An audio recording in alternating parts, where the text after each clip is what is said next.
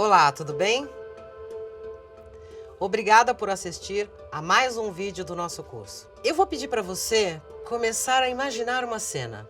Dentro de uma empresa de tecnologia, há uma copa ou uma área reservada para que os colaboradores tomem café.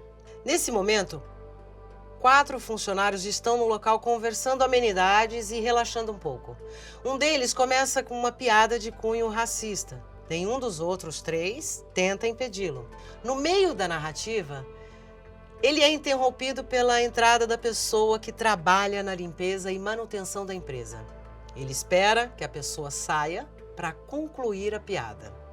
Pergunto para você, nessa situação hipotética, quanto dos 5 trabalhadores descritos são negros? Na imagem que você criou dessa cena, algum deles é negro? Posso arriscar que você pensou no funcionário da limpeza. Pelo menos. Agora pense no que foi falado na construção dessa cena. O que fez você imaginar que apenas esse personagem poderia ser negro? Por que os colaboradores que ouvem a piada racista não poderiam ser? Segundo uma pesquisa realizada pelo Instituto Locomotiva, 2/3 dos trabalhadores brasileiros conhecem alguém que já sofreu preconceito, discriminação e algum tipo de humilhação ou deboche em seu ambiente de trabalho, sendo que 69% dos casos registrados têm como causa da discriminação a cor ou raça.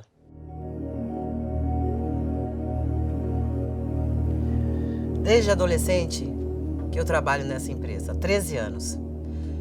É uma fábrica bem grande no setor de automóveis, que fica no interior de São Paulo. Não foi uma, nem 2, nem 3 vezes em que eu me senti muito constrangida por causa do meu cabelo e da minha cor.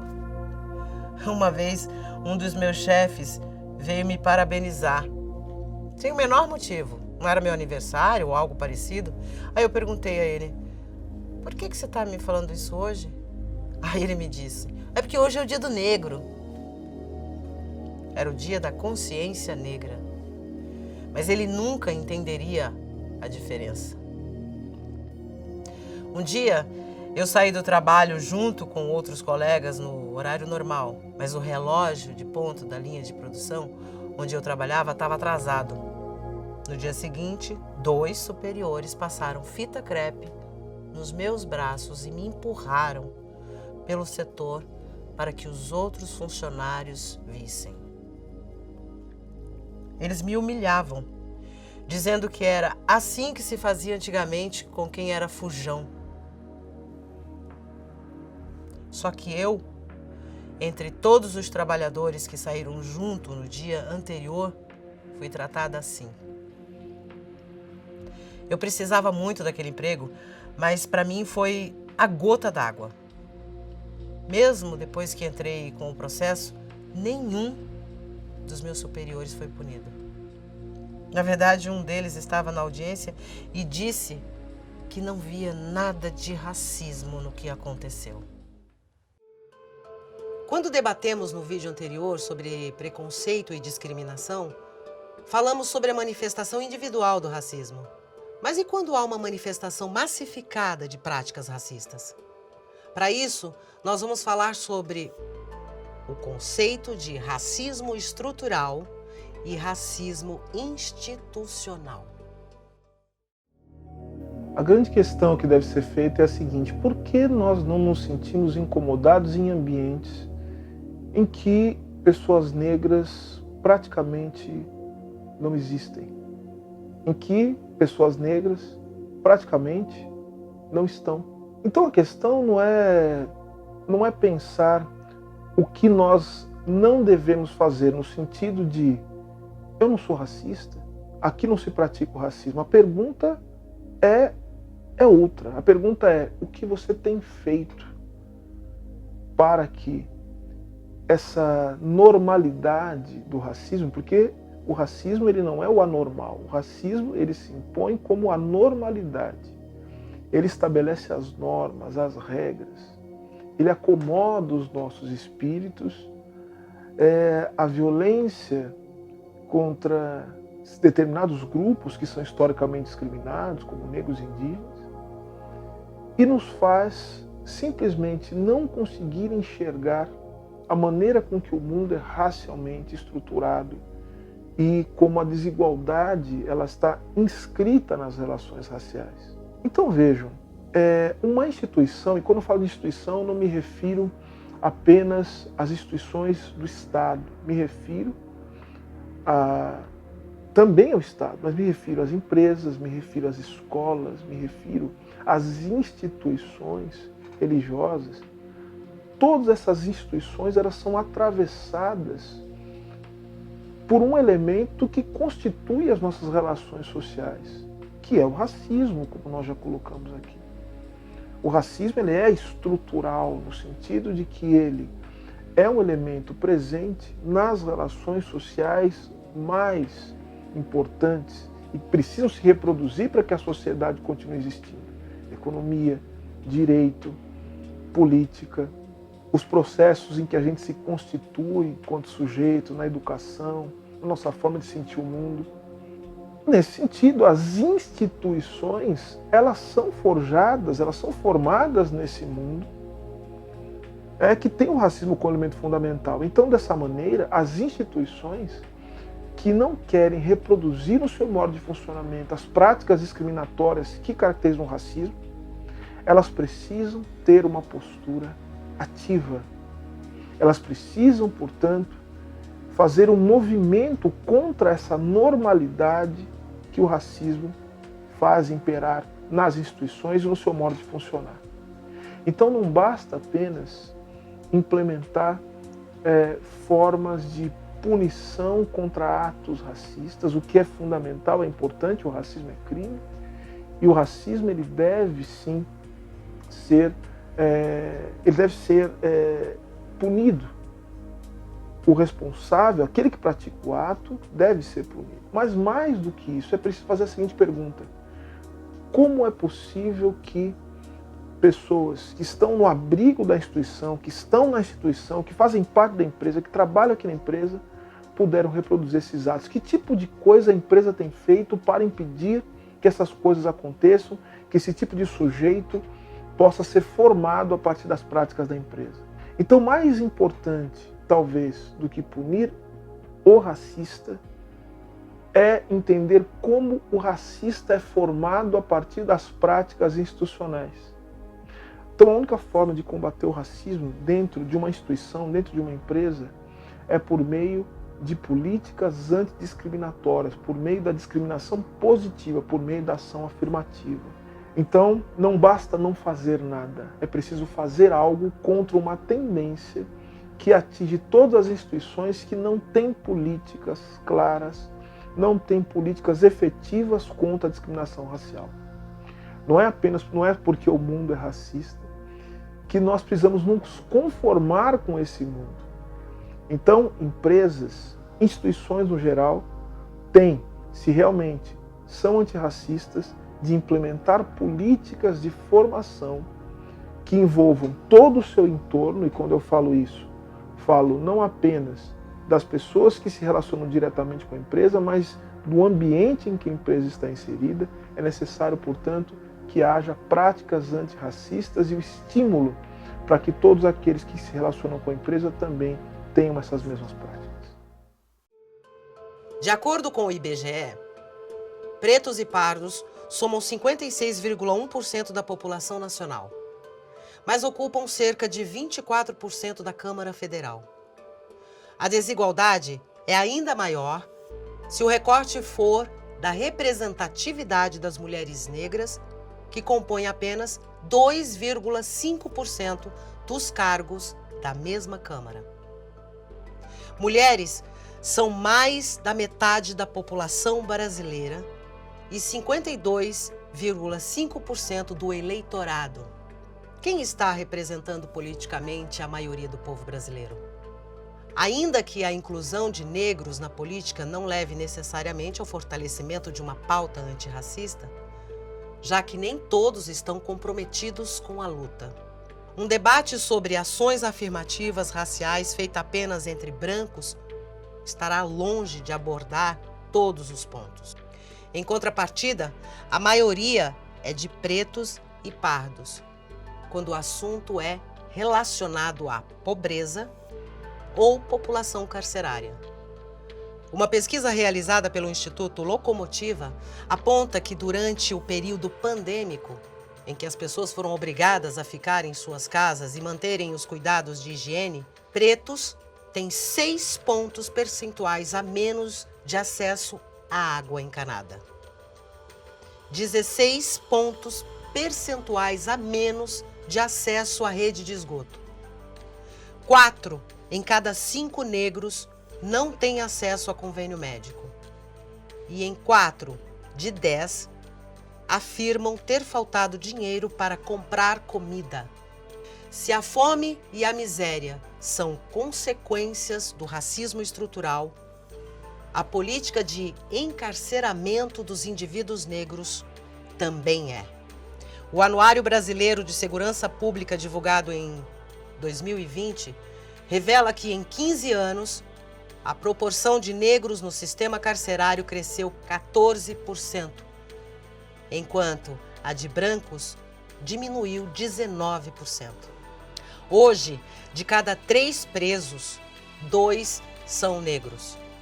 Dos 658 mil presos em que há a informação de cor, raça disponível, 438 mil são negros.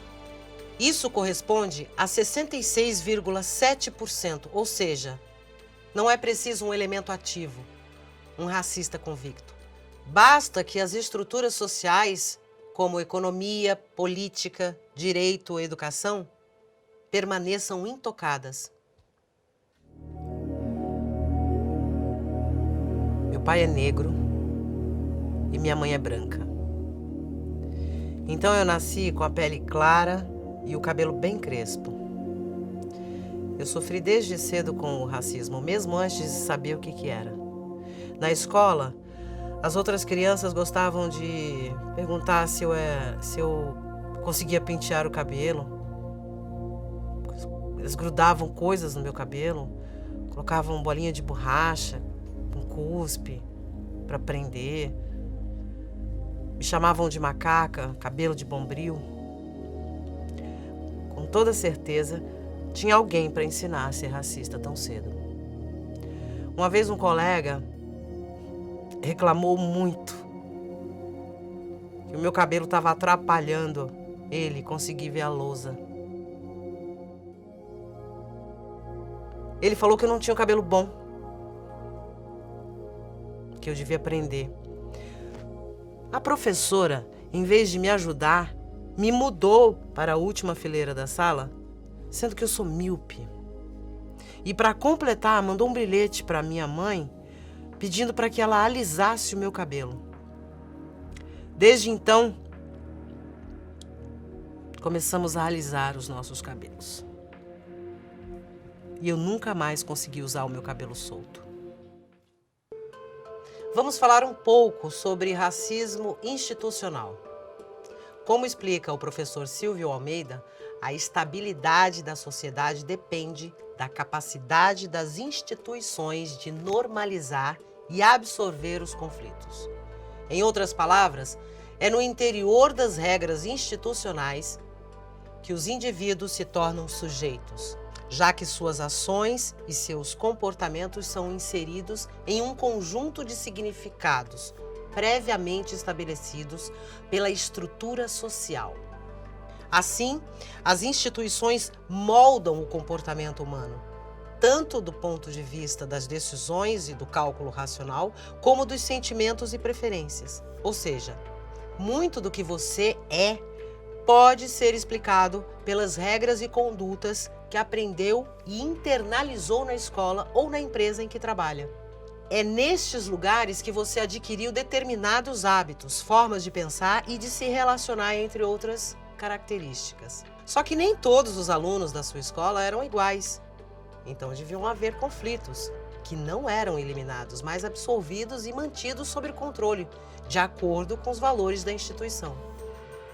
As instituições também são atravessadas internamente por lutas entre indivíduos e grupos que querem assumir o controle da instituição. A principal tese dos que afirmam a existência de racismo institucional é que os conflitos raciais também são parte das instituições. A desigualdade racial é uma característica da sociedade, não apenas por causa da ação isolada de grupos ou de indivíduos racistas, mas fundamentalmente porque as instituições são hegemonizadas por determinados grupos raciais que utilizam mecanismos institucionais para impor os seus interesses políticos e econômicos. Assim, detêm o poder os grupos que exercem o domínio sobre as organizações políticas e econômicas da sociedade. Entretanto, a manutenção desse poder adquirido depende da capacidade do grupo dominante de institucionalizar seus interesses,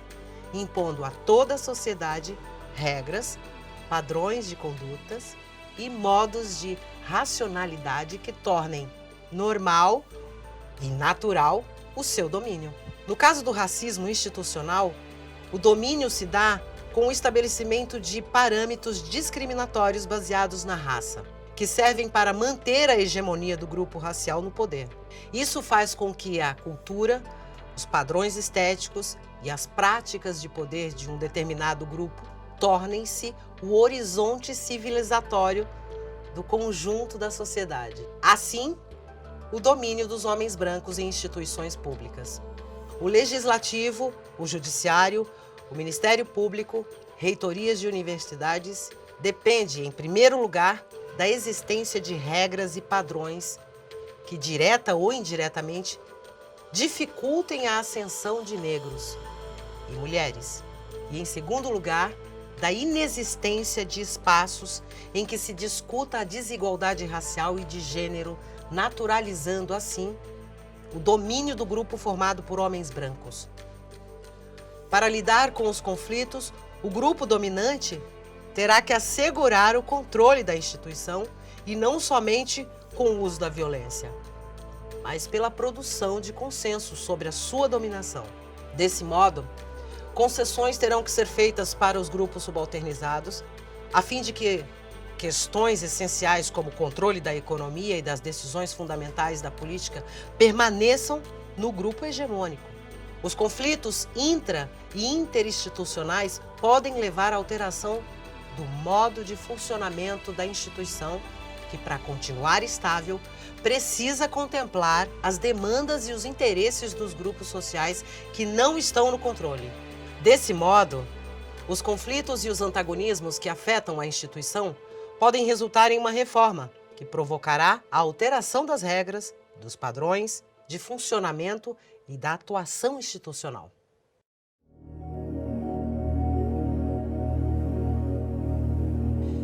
Eu era seminarista no interior de São Paulo. Era 13 de maio de 1966 e os meus colegas de seminário, quase todos descendentes de italianos ou alemães, resolveram homenagear o dia da abolição dos escravos com um almoço. Os poucos negros ou pardos da turma fomos convidados a sentar na mesa central do refeitório, decorada com as palavras "Navio Negreiro". Eu me recusei e sentei numa mesa lateral com todos os outros colegas. Os organizadores daquilo me pegaram à força, me arrastaram e me fizeram sentar na marra, junto aos outros negros, no que considerei uma ofensa gravíssima. Arrumei as malas para ir embora, mas fui convencido a ficar pelo padre do local. Ele me recomendou que deixasse o ódio passar e que tomasse aquele episódio como bandeira de luta para um mundo melhor. E, de fato, aquele episódio alterou radicalmente a direção da minha vida. Apesar de apresentar para você vários argumentos para mostrar como o racismo estrutural e institucional existem e incidem sobre nós, vale ressaltar que isso não afasta a responsabilidade individual e nem o trato do problema nos termos da lei. Como o próprio professor Silvio Almeida fala no seu livro Racismo Estrutural, O uso do termo estrutura não significa dizer que o racismo seja uma condição incontornável e que ações e políticas institucionais antirracistas sejam inúteis, ou ainda que indivíduos que cometam atos discriminatórios não devam ser pessoalmente responsabilizados. Dizer isso seria negar os aspectos social, histórico e político do racismo. Pensar o racismo como parte da estrutura não retira a responsabilidade individual sobre a prática de condutas racistas e não é um álibi para racistas. Pelo contrário, entender que o racismo é estrutural e não um ato isolado de um indivíduo ou de um grupo, nos torna ainda mais responsáveis pelo combate ao racismo e aos racistas.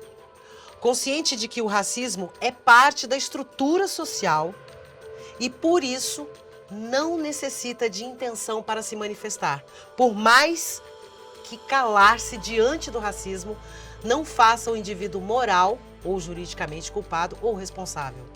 Certamente, o silêncio o torna ética e politicamente responsável pela manutenção do racismo. A mudança da sociedade não se faz apenas com denúncias ou com repúdio moral do racismo. Depende, antes de tudo, da tomada de posturas e da adoção de práticas antirracistas. Obrigada pelo seu tempo e sua atenção. Nos vemos no próximo vídeo.